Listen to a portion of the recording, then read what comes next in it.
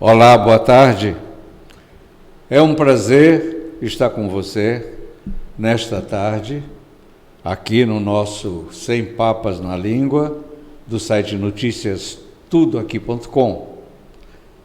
Muito obrigado, mais uma vez, pela sua audiência e é com satisfação que lhe apresento a nossa convidada de hoje, que é a secretária Rosineide Kempin, na verdade, procuradora do município, advogada, procuradora do município, exercendo papel de gestora no Executivo Municipal, como titular da Secretaria de Resolução de Problemas Estratégicos, Contratos e Convênios. Doutora Rosineide Kempin, é um prazer recebê-la no nosso Notícias Tudo Aqui, nesta edição do Sem Papas na Língua. E eu começo perguntando para a senhora é daquelas pessoas que fala o que pensa ou é daquelas pessoas que têm a língua travada? Primeiro, o prazer é todo meu estar aqui. E eu sou meio termo, sou comedida. A língua não é travada, mas o juízo funciona antes da língua falar. Nem sempre, mas... Beleza. Doutora, a senhora faz um trabalho que o povo de Rondônia e de Porto Velho vão passar a conhecer melhor agora, nessa conversa nossa, que vai durar aqui um tempinho, para que o nosso leitor saiba exatamente o que significa esta secretaria, com um nome extenso e certamente desconhecido da maioria das pessoas, mas que tem um trabalho e uma atividade que impacta diretamente na vida das pessoas. É isso? É isso, jornalista Osmar. O prefeito Wildon, quando assumiu a prefeitura de Porto Velho, assumiu um problema gigante de muitas obras paralisadas e já havia sido criada na gestão do prefeito anterior, Mauro Nazif, doutor Mauro Nazif, uma secretaria para amenizar esse impacto. Mas não teve muito sucesso, porque talvez ele não teve muito apoio da bancada na época e várias situações ocorreram. E aí, quando o prefeito Wildon assumiu, ele herdou, aí, na época, mais de 30 contratos com a União, recursos federais, e as obras todas paralisadas.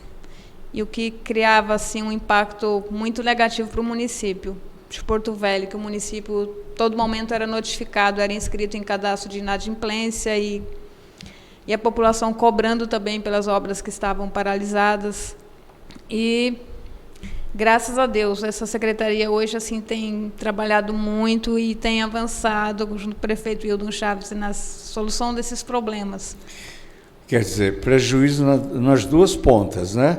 O município ficava sem poder entregar as obras, e ainda era inscrito como inadimplente, ficava impedido de pegar recursos. De receber novos recursos, isso mesmo. Né?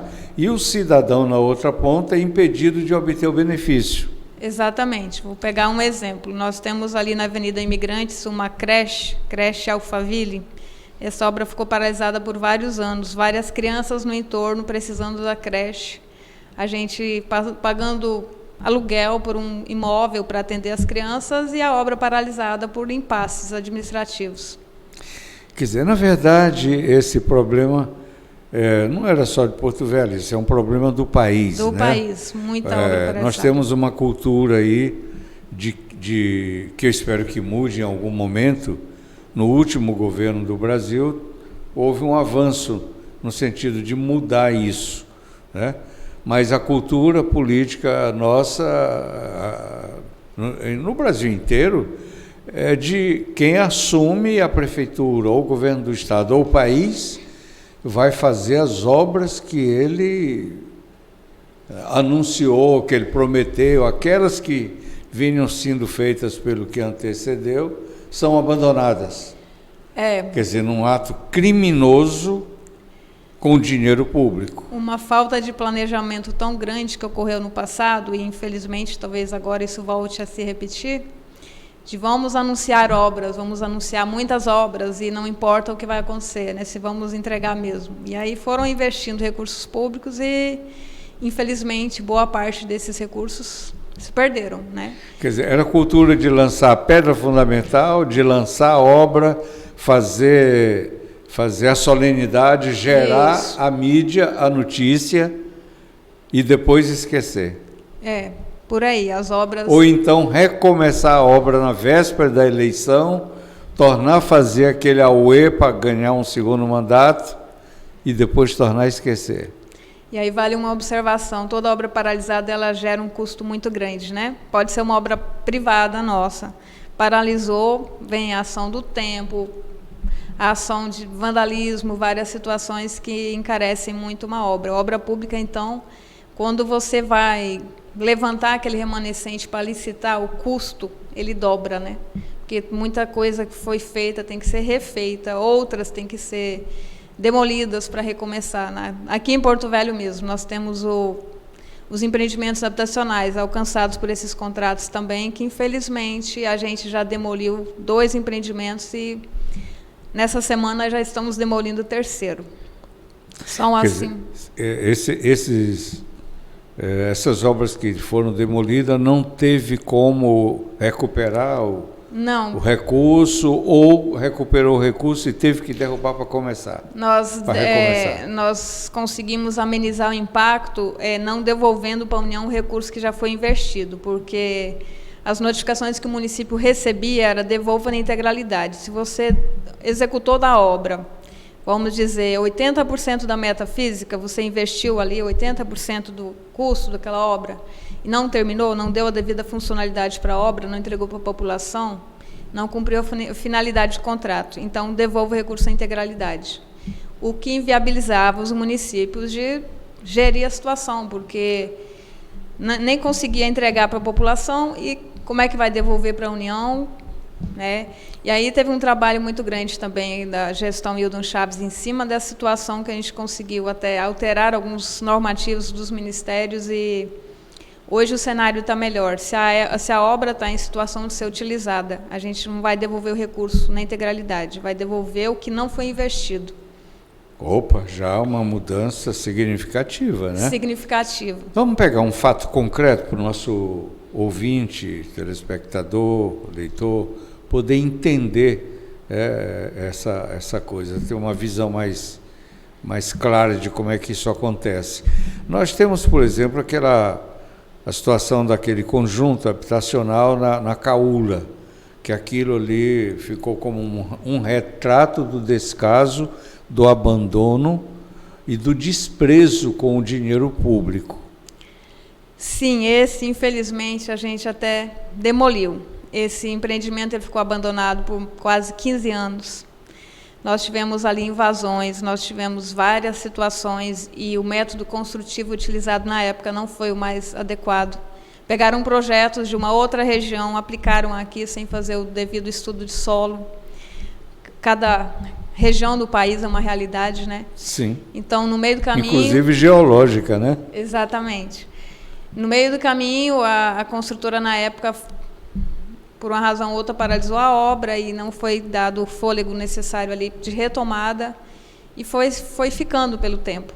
Passaram-se outras gestões e aí, quando o prefeito Hildon assumiu, infelizmente, herdou isso aí. Herdou a obrigação de devolver o dinheiro inteiro. Sim, devolver o dinheiro inteiro. E não só o que tinha sido aplicado. Exatamente, o que estava ainda em conta, né? Porque o recurso nesse período ele vinha, se a obra custa 20 milhões, era depositado numa conta única do município para aquela obra os 20 milhões. Se investiram 18 milhões na obra, tinha lá um saldo remanescente de 2, não se cobrava aqueles 2, cobrava os 20. Os 20. Isso. Quer dizer, de certa forma, era uma forma de punir o gestor pela má gestão.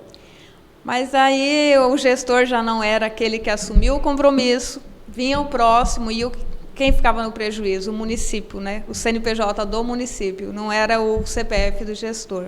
Doutora, a senhora é jurista. Seria o caso de, junto com o CNPJ, acompanhar o CPF. Sim. Sim. Né? Quem perde, quem desvia, quem aplica mal, quem dá má finalidade ao dinheiro, ao erário público, deve pagar como pessoa, como gestor, e não dizer, não, isso aqui é município quem vai pagar e ir para casa numa boa. Então, seria o correto apurar a responsabilidade de quem deu causa ao prejuízo, mas isso se arrasta por anos. Infelizmente, serviço público tudo é assim, né? E eu, assim, uma certa crítica até para órgãos de controle, eu penso que na execução de uma obra deveria haver o acompanhamento prévio e concomitante à execução, e não depois que a obra já está pronta ir lá e criticar e paralisar, porque acaba que é uma das razões que redunda em obra paralisada, né? A senhora está falando os órgãos de controles, Ministério Público, Tribunal de Contas, de um modo geral. Né? Todos esses órgãos. Né? Que é uma coisa que chama a atenção da pessoa que para pensar um pouco mais. Por que tem esses desperdícios, esses desvios, se o país tem tantos órgãos de controle e fiscalização? Pois é uma situação bem triste e bem... causa assim um certo desconforto se a gente for levar a fundo, né? Infelizmente, porque o cidadão brasileiro ele paga tanto tributo, né? Tudo começa com o próprio parlamento, não é, doutora? Sim. O vereador ele tem um papel de legislar e fiscalizar. Mas não fiscaliza, deixa acontecer. Aí vem os órgãos internos. O próprio executivo também tem o seu instrumento fiscalizador, né? Então, o resultado de uma ação, de uma gestão que trabalha com seriedade é o que está acontecendo hoje no município de Porto Velho. Muitas obras acontecendo ao mesmo tempo, muitas custeadas com recurso próprio, outras que a gente tem emenda para custear metade da obra, mas a gente vai lá, o município coloca a contrapartida. É resultado de uma gestão séria, né, compromissada. O governo Hildo teve o primeiro mandato, 4 anos, está no 5º agora, não é? Sim. Está no 5º ano. Nesses 5 anos... Na verdade, é o 6º já. 6º ano? A senhora consegue lembrar quanto foi possível recuperar? Então, o município estava sendo notificado, quando o prefeito Wildon sentou na cadeira em 2017, a devolver em torno de 200 milhões para a União. Desses 200 milhões... Isso correspondia a mais ou menos quantas obras, doutora? A 36 contratos, e em obras eram mais de 50 obras, porque cada contrato ele tem várias metas, né? Alguns contratos ele pavimentação e drenagem, mas tinha também empreendimentos habitacionais. Então, um contrato, às vezes, ele tinha 5, 6 metas. E aí o município conseguiu cumprir com algumas metas, pavimentação e drenagem, por exemplo. Mas se o mesmo contrato contemplava habitação, que é o caso desses empreendimentos que foram condenados e eles estão sendo demolidos porque foram condenados por questão de engenharia mesmo, a gente tem 3 laudos que condenam eles, dizendo que essa estrutura não tem condições de seguir, de continuar a obra, e se continuar vai ficar mais cara do que começar uma obra nova, né? Então, seria inviável continuar, querer fazer uma gambiarra construtiva, né? Fazer o reforço estrutural naquelas obras. Mas voltando aos 200 milhões, desses 200 milhões, a gente, assim, teve alguns casos que a gente fez os ajustes com a Caixa, enquanto mandatário do Ministério, e onde tinha 100 mil, não, esses 100 mil não dá para finalizar a obra, a gente vai fazer com recurso próprio, vamos devolver os 100 para encerrar aquele contrato e a gente não ficar sofrendo as penalidades, né, de inadimplência, etc, etc. Então, o prefeito Wildon, algumas obras, resolveu por terminar com recurso próprio e o contrato, aquele ajuste com a União, cumpriu sua finalidade, né? E certo. Hoje nós não temos mais o problema de estar toda hora sendo inscrito em cadastro inadimplente, né? Porque para o município era muito triste essa situação. Era uma espada de Damocles na cabeça o tempo todo, né? Mas a senhora me disse que para obter esse resultado houve algumas alterações também a nível de União. Então, o prefeito Wildon, enquanto integrante da Frente Nacional dos Prefeitos, a gente levou essa discussão aqui primeiro com a Caixa. A gente não conseguia resolver com a Caixa Econômica os contratos que dela nós dependíamos, porque eles ficavam vinculados a esses normativos do Ministério. Judicializamos. Aí fomos para o âmbito da Justiça Federal discutir esses contratos. Esbarramos, mais uma vez, nos normativos. Aí o prefeito resolveu levar essa discussão para o âmbito da Frente Nacional de Prefeitos, âmbito nacional, e o prefeito, na época, conseguiu uma reunião grande em Brasília com o presidente da Caixa, representantes de ministério, e a bancada de Rondônia também, alguns participaram. E essa discussão ela foi tão ampla e tão, assim, com resultado tão positivo que esses normativos foram alterados. Nós tínhamos um conceito que esbarrava no recebimento dessas obras, que era a funcionalidade plena. Se a Avenida Mamoré, por exemplo, ela foi executada 98%, mas tem uma meta física ali de 2%, que às vezes nem a Caixa conseguia identificar, não tem funcionalidade plena, logo não vamos receber, só que ela estava sendo utilizada pela população, né? E esses 2%, às vezes, era uma tampa de uma boca de lobo que quebrava, porque um caminhão passava, porque acontecia uma situação. Então, não fazia sentido a gente devolver o recurso todo daquela obra. Por conta de uma boca de lobo. E a gente refazia numa semana, na semana seguinte, ia lá, quebrava de novo. E um noiado levava, vendia Exatamente. Na boca e pronto. Aí veio o novo conceito, fruição. Pelo novo conceito, se a obra está sendo utilizada, atendeu sua finalidade, Caixa receba, Ministério receba. E assim foram encerrados vários contratos, não só aqui nosso de Porto Velho, mas no país inteiro. Doutora Rosineide, posso chamá-la de Rose? Rose.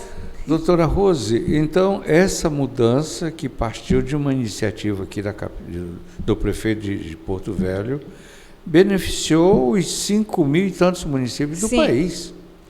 Inclusive, porque todo prefeito estava vivendo a mesma situação historicamente, né? Há décadas, né? Sim. E alguns ainda, municípios menores, que não têm assim, um quadro técnico para trabalhar, ainda sofrem com isso, né? Obras paralisadas. A Caixa, inclusive, quando teve essas alterações, o pessoal da Secretaria de Governo, né, que cuida desses contratos, até mencionou, o exemplo do prefeito de Porto Velho, a gente está usando nossos treinamentos no país inteiro. Olha que coisa boa. Bom, agora o prefeito acabou de ser eleito presidente da ARON, né, da Associação Rondoniense de Municípios. Certamente, pelo menos em Rondônia, ele deve levar essa experiência para todos os municípios. Eu falava com ele sobre isso hoje, prefeito, agora o senhor vai conseguir resolver a obra paralisada dos 52 municípios, né? Colaborar com os prefeitos. Acho que aí entra aqueles acordos de cooperação técnica, né? Sim. Entre os municípios. Aqui é um município grande que já desenvolveu essa expertise técnica. Pode ajudar um município lá como Campo Novo, Montenegro, Cacaulândia, né, municípios pequenos, né? Porque, aliado ao fato de não ter assim, uma estrutura administrativa financeira boa, a estrutura técnica também, nesses municípios menores, é complicado. Uma obra paralisada, ela demanda uma equipe de engenharia para estar atuando ali, levantando o que dá para salvar, o que não, né? E a maioria dos municípios pequenos não tem essa equipe de engenharia. Aqui nós penamos um pouco com isso no início, né, para montar uma equipe de engenharia para atuar em todos esses contratos. Um sistema de consórcio de município não seria uma alternativa?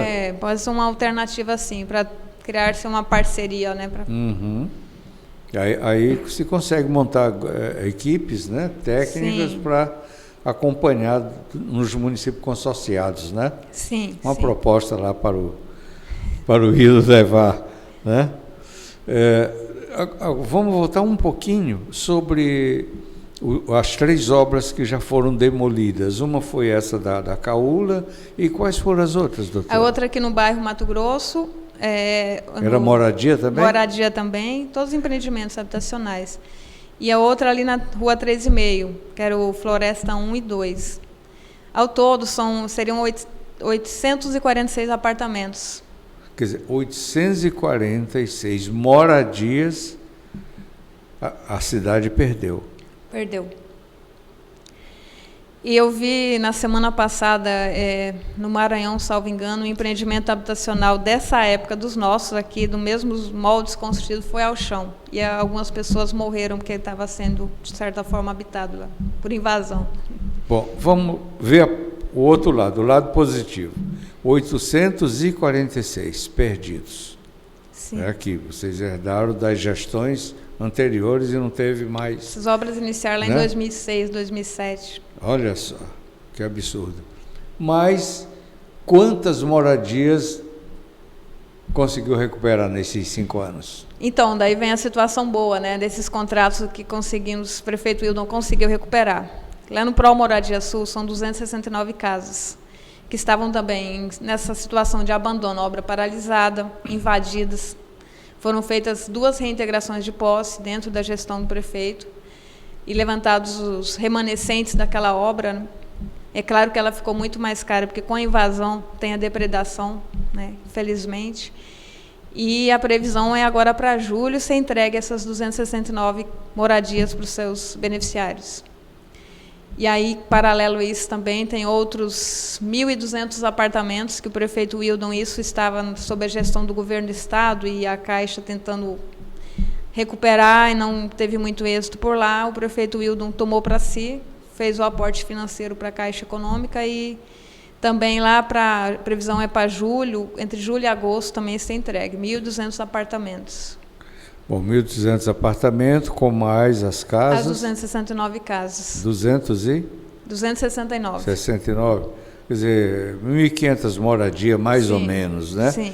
Perdeu-se 800, mas se recuperou 1.500. É praticamente o dobro, né? Do que se perdeu. É uma conquista fantástica que eu não sei, mas eu acho que o nosso ouvinte, a maioria das pessoas, não tem conhecimento.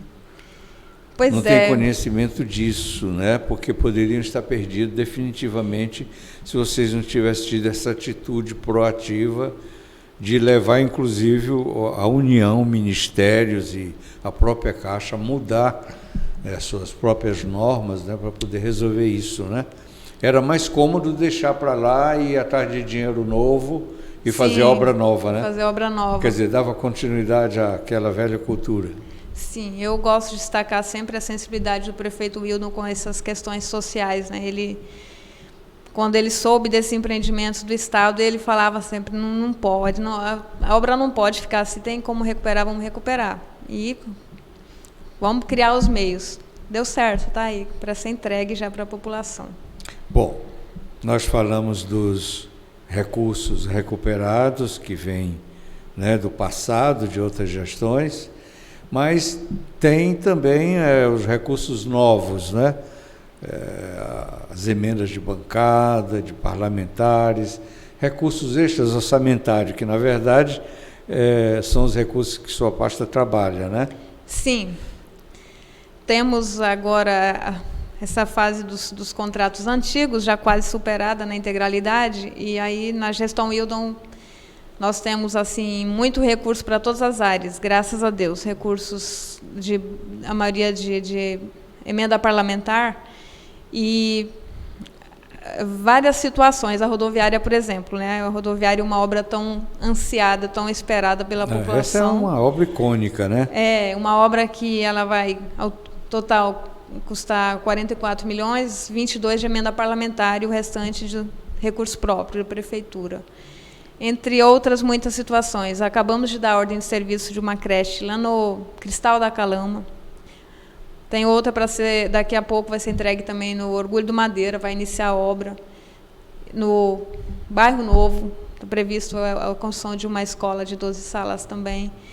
E fora a pavimentação, drenagem, tem muito recurso de emenda parlamentar para essas várias situações. Assim, na gestão Wildon Chaves, nós temos de contratos em execução em torno de 200 milhões. E obras em execução. Vamos lá, vamos separar. 230 milhões foram recuperados do passado. Sim. Então, somamos a isso mais 200 milhões de recurso novo. Sim. É quase um outro orçamento, né? Sim. Um orçamento paralelo, sim, né? Quanto que é o orçamento do município? Eu vou ficar devendo essa informação, porque nós tivemos uma queda agora na arrecadação e nos últimos meses eu não tenho dado certo, mas nós tivemos uma queda. Em torno de, tem mais ou menos ideia? Eu já te passo o número. A gente estava nessa discussão ontem e nós tivemos, infelizmente, nesse primeiro semestre, aí, uma queda grande na arrecadação. Vários fatores colaboraram para isso, né? Mas esses recursos que vêm de emenda parlamentar, nesse momento, para a saúde, para a educação. Na saúde nós temos várias obras em execução, reforma, ampliação e obras novas também. Estamos planejando a construção do Hospital Municipal, que a deputada Mariana, não está mais no mandato, mas destinou 20 milhões, ainda no final do ano passado. Para construir o Hospital Municipal. Isso seria a primeira etapa, né? Nossa, isso aqui, a senhora está falando também aí de uma demanda muito antiga, de um anseio da população muito antigo, porque aqui só se tinha a rede básica, né? Sim, de saúde, as policlínicas, as unidades de saúde da rede básica. Né? O João Paulo II é do Estado. Né? As outras estruturas também são do Estado. Sim. E o município não tinha. Aliás, muitos prefeitos aqui, não sei se é da lembrança da senhora, do seu conhecimento, diziam que não, que o município não precisava ter hospital municipal, não, porque a atenção secundária e terciária da saúde é do Estado e da União. Mas eu fui secretário de saúde em Ariquemes e lá nós temos hospital municipal. E a gente sabe a realidade do João Paulo, que é triste, é precária, né? A sua família é de Cacoal, né? Você veio de Cacoal, né? Sim, de Cacoal. Lá também você sabe que... Tem, lá também tem. Não é? Então, mas é mais uma sensibilidade aí do nosso prefeito. Desde o começo ele fala, não, vamos planejar, vamos construir um hospital municipal, precisa desafogar. Com recurso de...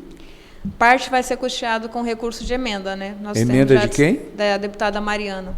Deputada Mariana. Isso. E a outra parte com recurso próprio? Recurso próprio. Ou também outros, porque a gente vai por etapas, né? A deputada Cristina vem fazendo um trabalho muito forte na área da saúde. Tem alguma coisa dela aqui na capital? Não temos agora específico para o hospital, mas ela já se comprometeu que, dependendo da situação também, do avançar do projeto, ela vai destinar recursos também. E ela tem destinado bastante recursos para equipamentos, para situações diversas. Fora a situação do hospital do câncer, né? Que ela... Sim. Trabalho lindo que ela faz, e Santa Marcelina, várias outras situações.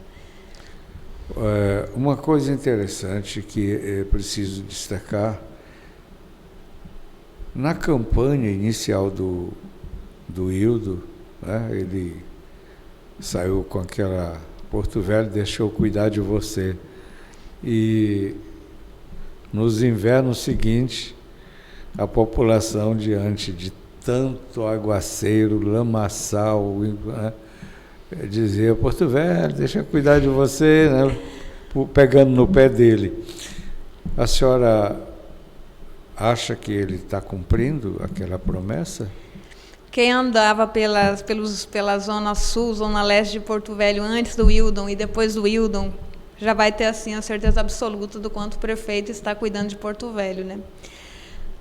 Uma situação, nenhum gestor público gosta muito de fazer drenagem, porque é uma obra que fica enterrada, né? Já o prefeito Hildon tem uma preocupação muito grande, vamos fazer drenagem sim. Bairro Lagoa, por exemplo, foi feito drenagem no bairro todo. Bairro Igarapé está sendo agora feito drenagem no bairro todo.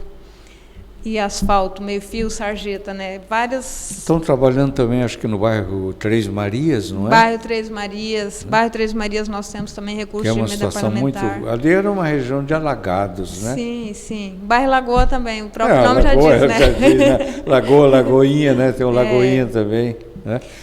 Aliás, essa planície de Porto Velho, né, era meio de charco, né?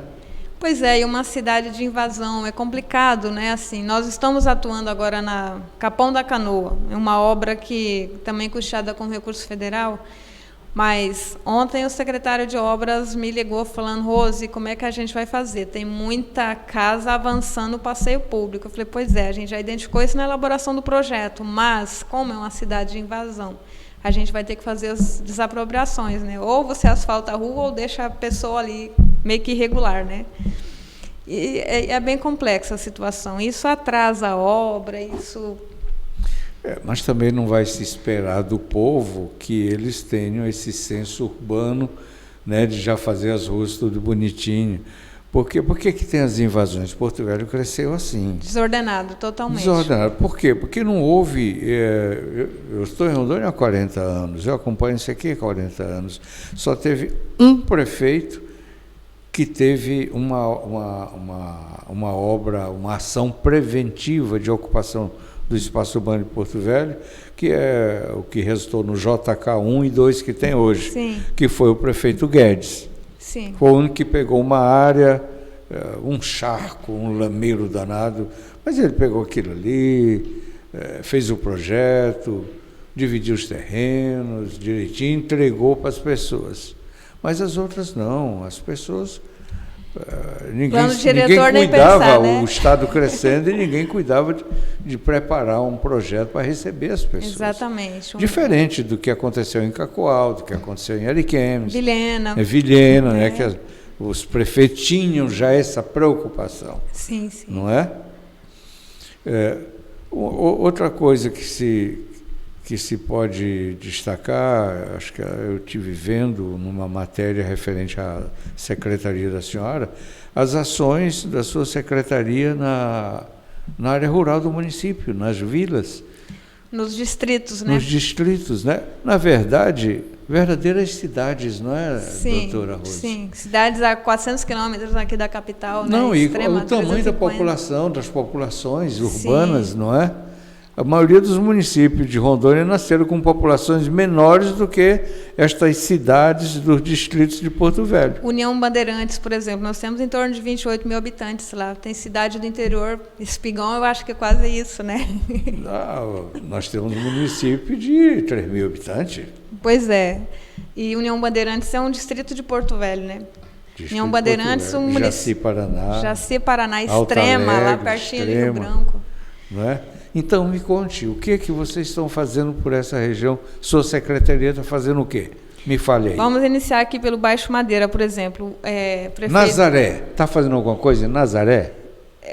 Nós temos até um programa do prefeito para fazer calçadamento nos distritos, porque estava assim, a última vez que foi feito foi muito tempo atrás e estava bem precário, né? E aí iniciou por demarcação, o outro próximo aqui, São Carlos, Calama, são 4 distritos agora, do Baixo Madeira. E, assim, os projetos foram todos feitos na SEMES, que a Endur está acompanhando a execução. A gente terceirizou pela complexidade, né? A logística de levar material, trazer para fazer por execução direta seria mais complexo. Então, foi terceirizado. Tem um programa também de poços artesianos para os distritos do Baixo Madeira, todos.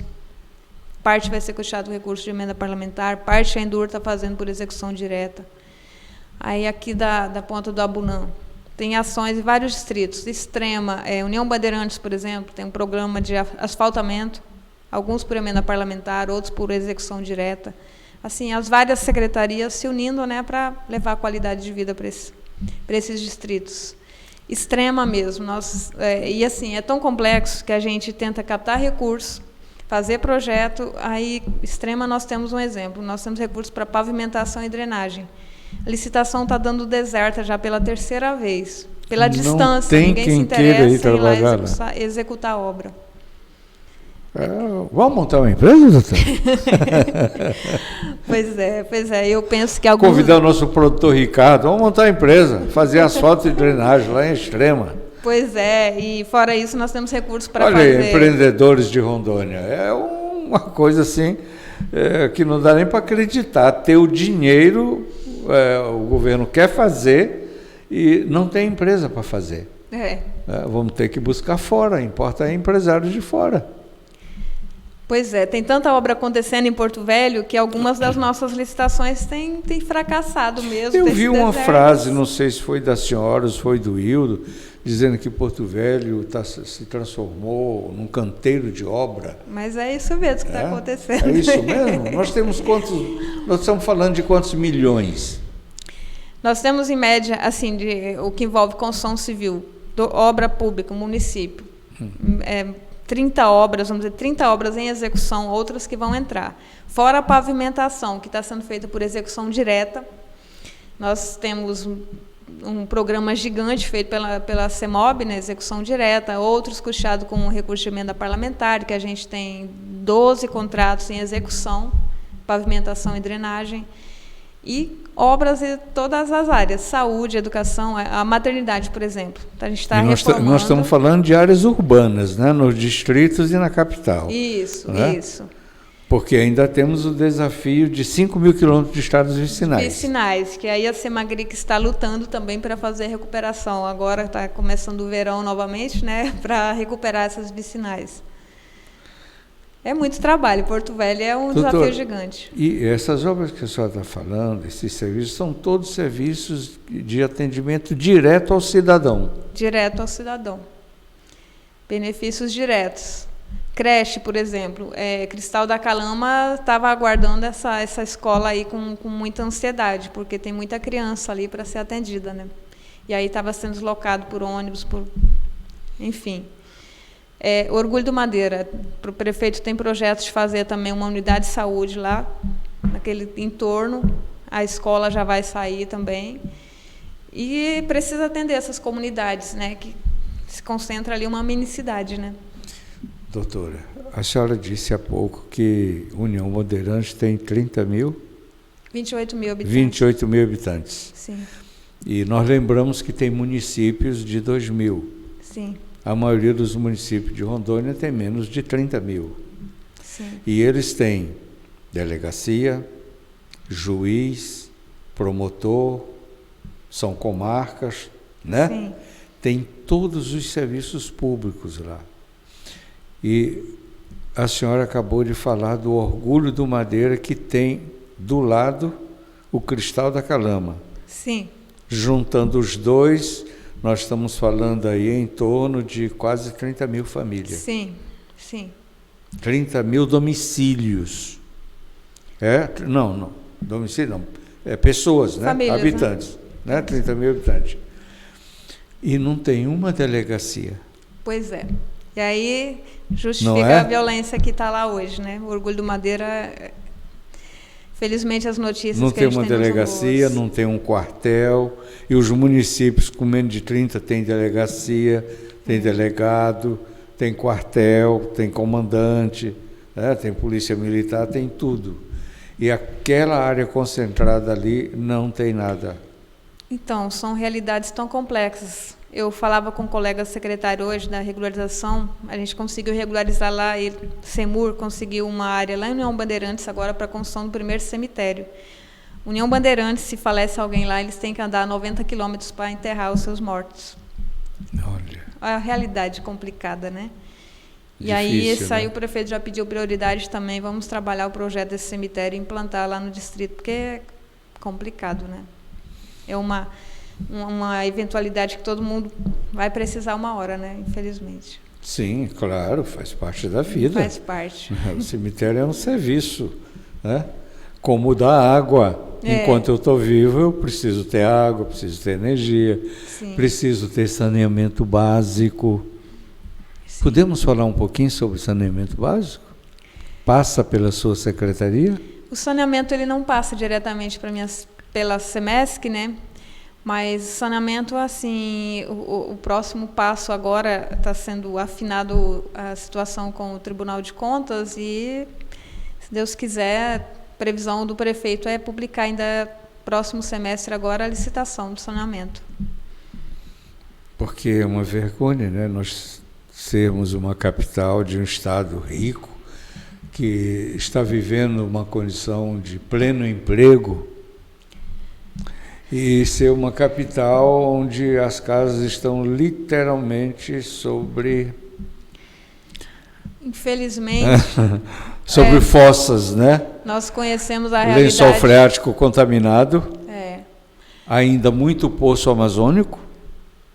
Muito. E nós sabemos também a triste realidade da quantidade de recursos públicos que já vieram para resolver o saneamento do Estado e foram devolvidos por falta de gestão devida, né? Que se perdeu. Poder público. 170 milhões. Depois teve um pouquinho mais que isso, também devolvido para a União, infelizmente. E aqui na capital, o prefeito Wildon abraçou isso como desafio também, dentro da gestão ainda dele, pelo menos estar contratado uma empresa para iniciar os trabalhos, porque é um assunto complexo, né? Não é simples também resolver, mas Mas o Hildo pegou alguns temas aqui que eram, digamos assim, cabeça de porco enterrada. O problema do lixo. Isso era um problema grave aqui em Porto Velho. Sim. O Hildo deu um jeito aí que nunca mais se falou em questão de problema do lixo, do recolhimento do lixo, eu estou falando. Sim. Né? Porque nós ainda temos que citar agora e vai dar certo, porque foi assim uma situação trabalhada também durante muito tempo, planejada e órgãos de controle acompanhando, e agora vai acontecer a licitação. A questão dos transportes urbanos também foi um outro problema que o Hildo herdou. Hildo herdou uma situação de transporte coletivo precária, né? O senhor deve lembrar, toda hora paralisando, claro, a cidade um caos, claro, a gente recorrendo. O Mauro Nazif deu um nó górdio na coisa lá, criou uma situação que, em vez de melhorar, piorou, né? E acabou consolidando o que se chamava de máfia dos transportes, não é? Pois é, hoje nós estamos aí com uma frota nova rodando, funcionando, né? Outra situação que tem que destacar, transporte escolar, que era uma outra máfia, entre aspas, né, que Sim. O prefeito Hildo conseguiu quebrar e comprou com recurso próprio da prefeitura, isso é fruto de um trabalho sério, né, probo, uma frota de ônibus para atender a zona urbana e rural de Porto Velho. Bom, mas nós temos mas tem a situação dos ribeirinhos, né, que ainda está aguardando uma solução. Não é mais da prefeitura, né? Não, está com o Estado hoje. Passou para o Estado, mas era do município, né? Então, lá atrás foi feito um convênio que o município faria transporte escolar, um terrestre, acordo com o Ministério Público, né? Isso, foi um acordo de participação do Ministério Público e o Governo do Estado Fluvial. E o Governo do Estado não está conseguindo resolver até agora. Então, está tentando. Está tentando. É uma demanda bem complexa também, né? Mas o transporte terrestre, a gente está aí com a frota nova de ônibus, né? Graças a Deus. O pior é que essas coisas que afetam as crianças, a educação, afeta de forma muito grave, né? Porque demora para resolver e a criança está crescendo. É um prejuízo que ela leva para a vida, né? Para a vida, não é? Ela está crescendo. Um ano, 6 meses que perde de escola, ela não vai depois acompanhar outra criança no mesmo ritmo que estava ali. Não acompanha e nem volta, né? Infelizmente. Doutora, uma coisa que também chama atenção muito aqui a senhora falou das obras que são feitas com calçamento, né, asfaltamento, drenagem e calçadas, né? Doutora, eu fico olhando alguns bairros onde a prefeitura fez calçada. Flamboyant é um exemplo disso. Flamboyant ficou que aquilo era um bairro, eu conhecia aquilo ali. No inverno, os moradores saíam carregando a bicicleta nas costas, porque nem de bicicleta andava. Ficou bonitinho, né? Parecia um cartão postal. Dá uma volta lá hoje para a senhora ver como é que estão as calçadas naqueles terrenos, inclusive no entorno das áreas onde a prefeitura tem obra, onde está fazendo praça. O mato tomou conta, o pedestre foi para a rua de novo. E aí? Infelizmente, a questão de fiscalização, autuação, etc., a gente ainda está meio capengando, né? A gente precisava estar mais presente em algumas situações. A gente vê aqui no centro, por exemplo, terreno abandonado, matagal, e a gente precisa tentar reprimir isso para a cidade ficar mais bonita, né? Mas, de um modo geral, o prefeito Hildo determinou, e a CEMOB já está executando um programa grande também, onde foi feito o asfalto sem meio-fio e sarjeta, agora vai ser terceirizado, vai ser feito também. Eu acho que, nesse caso aí, são muitas as demandas, né? Uma Muitas vez demandas, eu conversando com o Hildo, ele disse, olha, Osmar, seria necessário ter um trabalho aí de pelo menos uns 5 prefeitos resolvidos a botar a mão na massa e resolver, para poder equilibrar mais ou menos as demandas históricas que a cidade tem. Mas eu acho uma coisa terrível, uma coisa que você acabou de fazer e dentro de pouco tempo está destruído por absoluta omissão ou inércia da própria prefeitura. Mas aí vamos também para uma situação triste, uma cultura triste que tem aqui, da população também não ter um sentimento de pertencimento. Vamos cuidar do que é nosso. Vou te dar um exemplo. Limpeza de canais. A prefeitura está sempre atuando em limpeza de canais. Limpa numa semana, na outra semana tem fogão, geladeira, colchão no mesmo canal. Isso vai acontecendo o quê? Vai represando, vai acumulando lixo, aí a cidade vai alagando, né? É um lixo na rua. Bom, quando a gente fala de cultura, a gente está falando numa linha de tempo do passado, que para alterar no futuro também demanda um tempo. Demanda. Né? Não é de imediato, né? Mas eu acho que a publicidade ela é boa nisso. Eu acho que a prefeitura tinha que ser mais ativa na publicidade. A prefeitura mais tenta alcançar, mas tem algumas situações, brasileiro tem consciência quando pesa no bolso, né? Tem algumas situações que, na minha concepção, é multa, e aí demanda também uma fiscalização maior, né? Às vezes não tem o corpo também para... Doutor, eu morei em Boa Vista, Roraima, de 2000 a 2002, e me surpreendi com o que eu vi em Roraima. A cidade lá, ela tem um planejamento urbano no formato do Sol com seus raios. O Sol é o centro cívico, a Praça do Centro Cívico, onde fica o Palácio do Governo, e no entorno fica a igreja e os poderes. Dali saem as avenidas, que vai até a área rural. Você pegava, eu não sei hoje, não voltei mais lá, desde 2002, mas você saía do centro cívico até a roça. Você não via mato em calçada, você não via terreno dentro do mato, né? Porque eles tinham uma prática, não sei se mudaram a legislação, que no Brasil é assim, né? O que vale hoje, daqui a pouco não vale mais. Mas naquela ocasião, a prefeitura notificava. Se o cara não fazia, entrava, limpava o terreno do cara, jogava no IPTU, com 2 limpezas que a prefeitura fizesse, o cara ia ter que vender o terreno para pagar o IPTU. Mas é o que eu falo. Com isso, aconteceu o que eu estou aqui testemunhando, revelando. Você saía do centro, do palácio até a área rural, e você não via isso. Mas é o que eu falo de uma fiscalização mais efetiva. Se nós tivéssemos pernas, vamos dizer, para fazer essa fiscalização, e realmente, eu também penso, o terreno aqui no centro, abandonado, no Matagal, tem que limpar e lançando ali na matrícula. Nós temos verdadeiros latifúndios urbanos, sim, áreas de 10 hectares, com asfalto na frente, com energia elétrica, com comunicação, internet e tudo, e o cara não limpa o terreno. E o cara deixa sua calçada tudo cheio de lixo, matagal, sujeira. É complicado. Doutora, nós estamos chegando ao final da nossa conversa, mas eu ainda vou instigar a senhora aí, não sei se passa pela sua área, aquela obra do Complexo Turístico Madeira Mamoré, histórico e turístico Madeira Mamoré. Se não passar pela sua área, pelo menos nos diga o que a senhora sabe. Antecipe para os nossos leitores. Olha, eu estou ouvindo dizer que inaugura em tal período, porque já vem também demandando um tempo. E é uma obra também icônica, né, doutora? Também, e muito esperada. Mas assim, tem a boa notícia, né? Nós já temos o concessionário contratado que está fazendo seu planejamento. Hoje mesmo eu tive uma reunião que ele participou, e a boa notícia dos atrativos que ele vai trazer, que vão funcionar ali vários restaurantes renomados, como o Madeiro, por exemplo, que ele está tentando trazer, e outras franquias, e até um hotel parece que vai ser implantado ali, vai ser uma questão assim inédita, né? Opa, é mesmo?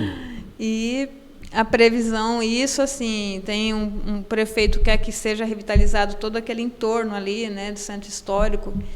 E aí tem um projeto lindo também lá, que foi pedido do prefeito do Mercado do Pescado, e para a gente alcançar toda aquela situação ali em torno da Madeira Mamoré. Tá, aquela área ali do Mocambo, né? Isso. Mercado do lá também precisa está sendo já passando por uma reforma, mas precisa ter uma revitalização, né? O Mercado Central também? O Mercado Central, quer dizer, eu ia dizer o Mercado Central, mas o mercado aqui do quilômetro 1 também tem um projeto lindo já de revitalização e uma que deve começar quando? Para começar ele, eu acredito que só no ano que vem, porque o projeto está assim, tá com o arquitetônico pronto e desenvolvendo os complementares, e a gente está aguardando já a destinação de recursos de emenda, que já tem parlamentar, já se apaixonou pelo projeto, e vamos revitalizar o mercado. Para nós concluirmos, mas a senhora disse quando é a previsão de inauguração do complexo Madeira Mamoré? Então, a previsão eu prefiro deixar para o prefeito anunciar, porque ele está numa expectativa muito grande. Mas acontece esse ano ainda, pelo menos? Mas nos próximos dias ele vai apresentar já para a população o projeto de como ele vai ficar, com essas expectativas de restaurante e várias situações ali dentro. E com a previsão de quando ele vai ser inaugurado. Complexo, vai ser aberto para a população. Né? Diga pelo menos o ano, doutora. Será esse ano? Vai ser esse ano. Esse ano, né? Ah, bom. É a previsão. Ó, pessoal, esse ano ainda. Quem sabe o Natal a gente já passa por lá. É isso, né? já passeio pelo Complexo Madeira Mamoré, né? Para finalizar, a senhora que atua muito em Brasília, junto dos deputados, com as emendas, dos 11 parlamentares que nós temos no Congresso, todos os 11 dedicaram a emenda para Porto Velho, ou teve algum que não quis saber da capital? A gente tem que destacar aqui a atuação da Mariana Carvalho, que foi nossa campeã de emendas na legislação passada, né? E destinou mais de 45 milhões para o município de Porto Velho. E todos destinaram, alguns assim, um número menos significativo, outros maiores, mas todos têm destinado recursos, sim. Todos os 3 senadores? Sim, isso mostra o alinhamento do prefeito Wildon com a bancada, né, tentando melhorar mesmo a situação da capital. Sim, estou perguntando justamente para poder destacar isso, porque se os 11 dedicaram durante o governo, porque teve essa mudança agora, né? Uns entraram, outros saíram, né? Mas se chegamos a ter os 11 em algum momento dedicando recursos durante o governo Hildo, o Hildo está batendo mais uma marca aí, porque olha para trás e não vai ter nenhum outro prefeito que tenha tido esse resultado. Pois é, uma articulação que merece ser destacada mesmo, que ele tem com a bancada toda, que todos têm interesse, porque sabe que vai ver o resultado, né? Manda o recurso, o resultado vai vir. O Wildo se aposenta quando terminar o mandato dele, ou a senhora enxerga ele pleiteando outras coisas aí? O prefeito Wildon, um visionário como eu não vejo ele nem se aposentando na vida, né? Porque agora ele acabou de assumir a Aron, né? Então ele vai estar atuando aí nos 52 municípios e como presidente da Aron, né? O que isso está sinalizando para o público de Rondônia? Então, né, eu acho que ele vai lá para o Palácio. É uma plataforma de lançamento, de voo. Eu acho que ele merece estar lá, né? Vai ser, assim, para Rondônia, vai ser um resultado gigante. Então, vamos lá. A senhora enxerga ele como senador ou como governador? Como governador. O resultado que ele está dando aqui para Porto Velho, imagina isso aí no âmbito maior do Estado, né? Bom... Já vi que ele pode contar com seu voto, né? Ah, com certeza, né? Doutora Rosineide Kemp, foi um prazer conversar com a senhora. Uma pessoa muito agradável, simpática, que certamente esclareceu muitas coisas para os nossos ouvintes e telespectadores. Muito obrigado pela sua presença e espero vê-la proximamente. Não muito tempo, porque a senhora está fazendo muita coisa, né? Numa outra rodada de conversa como esta.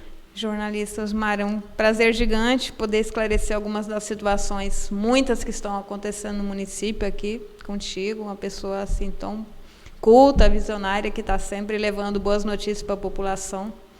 E eu queria aproveitar o momento aqui, pegar carona e presente que eu trouxe de um jovem escritor, o Giovanni Trindade, entregar essa lembrança para o senhor conhecer. Muito bom. Futuros roubados. Uma capa com cápsula aqui de bala significa que nós estamos falando de perdas, né? E depois o senhor dá o seu parecer sobre o livro, o senhor vai gostar, com certeza. Sim, quem sabe... Uma leitura muito agradável. No momento a gente... no outro instante, possa chamá-lo aqui para conversar conosco, falar, é o primeiro livro dele? É o segundo livro dele. Ele é de Rondônia? Ele nasceu e cresceu em Rondônia, sempre estudou em escola pública, é um menino assim, muito esforçado, inteligente. Olha, que coisa boa, num tempo em que os jovens são tão pouco afeitos à leitura, né? Hoje a literatura é do WhatsApp, né? Pois é. Da rede social, né? Uma linguagem que precariza, né, a língua materna, né?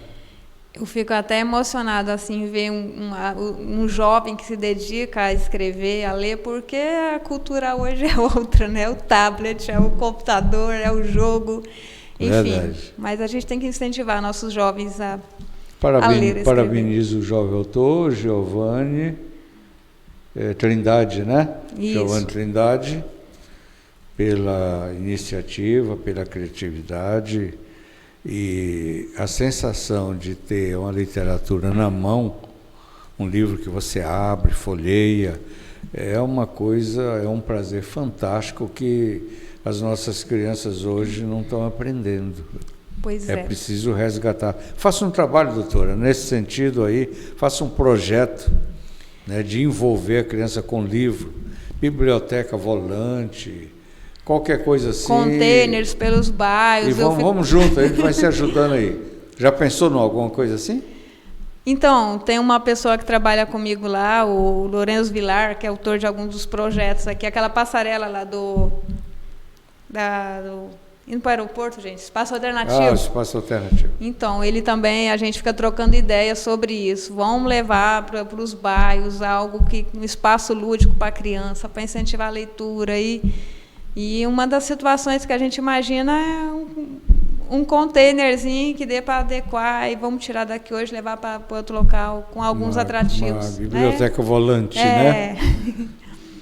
Legal, mas, obrigado. Se o senhor me permite, só Sim. Rapidinho. Sim. Dia 4 de junho, no Mercado Cultural, vai ser o lançamento desse livro. Opa. Aquele café da manhã tradicional que acontece lá todo domingo, de 8 a meio-dia, com música, com local agradável. Mostrar aqui para os nossos leitores, beleza? Vamos lá. Mais uma vez, obrigado. Encerramos aqui mais esta edição do 100 Papas na Língua, no site Notícias Tudo Aqui. Até a próxima edição, se Deus quiser.